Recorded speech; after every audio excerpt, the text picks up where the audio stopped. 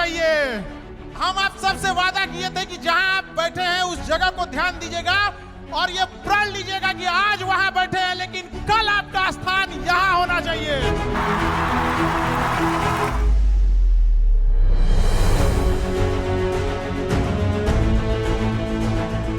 आज इतने माता पिता के आंखों में देखिए, ये माता पिता की आंखों के चश्मे अब उतर जाएंगे उनके बच्चों की कामयाबी देखकर। वो दिन लेके आइए यहाँ पर। आज कोई जो जीत है वो यहाँ बैठे माता पिता की जीत है। हमें अब दूसरों से हाथ फैलाने की जरूरत नहीं है। हम लोग को खुद से इस देश को बदलना है, खुद से हम लोग को अपनी ताकत ले आना है। और याद रखिएगा, शिक्षा पर सबका अधिकार होना चाहिए।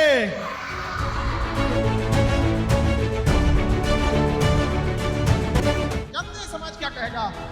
जो लड़की घर पे है, घरेलू लड़की है, उसके लोग जब देखने आएंगे ना तो कहेंगे कि कितना पढ़ी लिखी है। और जो पढ़ी लिखी लड़की है उससे पूछेंगे लोग कि घर का काम कर लेती हो कि नहीं। रे तोरा ये कहना का चाह रहा है भाई। टीचर के लिए इससे ज्यादा बड़े गर्व की बात और कोई नहीं होती कि उसका बच्चा सेलेक्ट हो जाए, उसका पढ़ाया हुआ स्टूडेंट उसका नाम रोशन करे, पढ़ाया हुआ स्टूडेंट उसका नाम रोशन करे। मेहनत इतनी खामोशी से करो कि सफलता शोर मचा दे। अपनी आवाज जरूर उठाइएगा। याद रखिएगा, पानी के बाहर मछली जब तड़पती है ना, कोई उसके तड़प को नहीं जान सकता है। जानते हैं क्यों? क्योंकि मछलियां बोल नहीं सकती है, इसलिए उसके तकलीफ को कोई नहीं समझता है। याद रखिएगा, माँ भी बच्चे को दूध तब तक नहीं पिलाती है जब तक वो बच्चा रोता नहीं है। इसलिए अपना अधिकार मांगना सीखिए। भगत सिंह ने भी अपना अधिकार मांगा था, झांसी की रानी ने भी अपना अधिकार छीन के लिया था। दुनिया में अधिकार कभी मांगने से नहीं मिलता, उसे छीन लेना पड़ता है। यहाँ सफल विद्यार्थियों ने यह साबित कर दिया है। चाहे तुम कितना भी टफ पीटी एग्जाम ले लो, चाहे कितना भी टफ तुम मेंस ले लो, इंटरव्यू ले लो, कितनी भी चार दीवारी कर लो, लेकिन उस गरीब के घर में पढ़ने वाले विद्यार्थी के हौसले को तुम कभी नहीं रोक सकते हो। सफलता कल भी पढ़ने वाले को मिलती थी, सफलता कल भी पढ़ने वाले को ही मिलेगी। एक बात याद है मुझे। हाँ। आपने एक बार एक क्लास में कहा था कि 6 महीने सर झुका के पढ़ लो, फिर पूरा शहर तुमको सर उठा के देखेगा। धन्यवाद देते हैं और सैल्यूट करते हैं आपको, बहुत आपकी मेहनत से पढ़ाए। ये अशोक हुए अपने केजीएस में ये काम करते, तो एज ए केजीएस की एम्प्लॉय भी है। लेकिन इनके पिताजी, हम बता सकते हैं, इनके पिताजी बीपीएससी ऑफिस के सामने 1990 से सन 2000 1999 तक बीपीएससी ऑफिस के सामने चाय बेचा करते थे।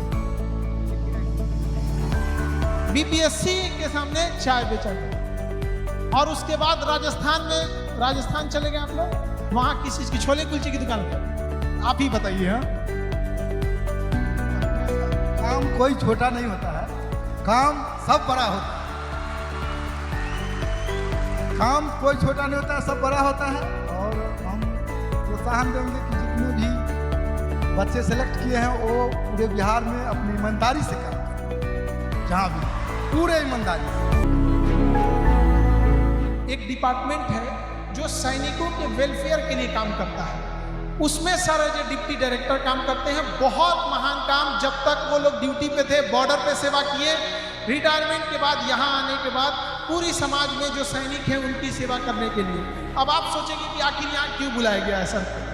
तो देखिए, बहुत पहले हम एक बुक लिखे थे हम लोग, पॉकेट जी पे, आप लोग को याद होगा।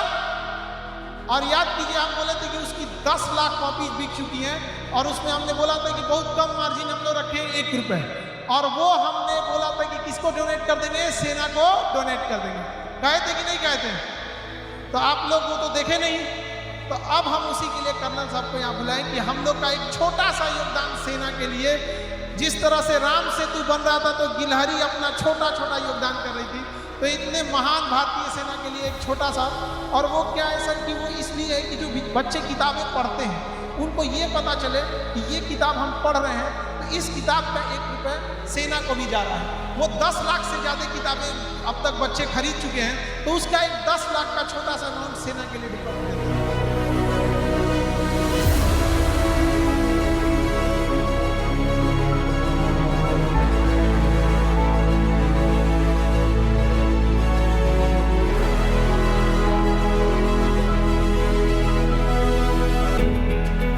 यहाँ जो माता पिता बैठे हैं उनके दिल से पूछिए आज कितना गर्व महसूस होता होगा। उनका बेटा, उनकी बेटी आज कामयाबी लेकर इतनी अच्छे मुकाम पे लेके आए हैं।